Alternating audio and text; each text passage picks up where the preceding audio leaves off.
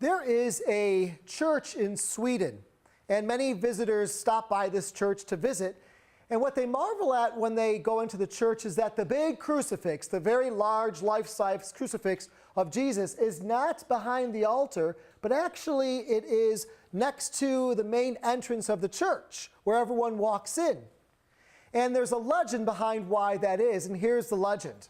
Legend has it that the pastor was preaching to the congregation, and in walks a king. They say it was Charles XII. That Charles XII happened to come in while the preacher was preaching. And the preacher put aside his homily and he started recounting all the gifts and all the glory of the king to the congregation instead of preaching about Jesus. The legend says that 3 days later, after the king visited this church in Sweden, he sent the life-size image of Jesus with the command and the order that the crucifix must be placed opposite the preacher so that the preacher never forgets who he should be talking about. Don't you like that legend? Isn't that a good legend? I thought of that legend when I was reflecting on Scripture today because at the end of the Gospel, as Jesus is recounting all that had happened up into his death and resurrection, he reminds his listeners that they are witnesses of all that had happened.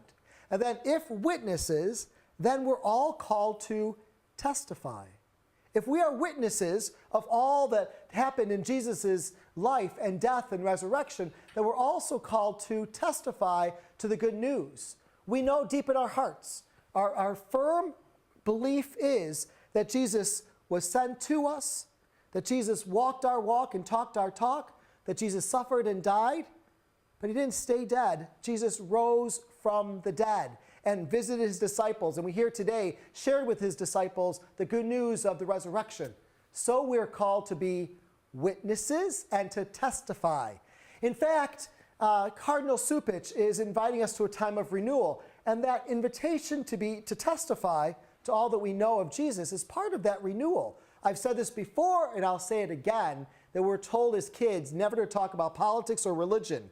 Well, if that's the case, how will we ever testify to Jesus? We're called to testify, share our faith. If we think that any kind of renewal is going to happen in our world, in our city, in our family, we have to share how Jesus comforts us, how Jesus supports us always.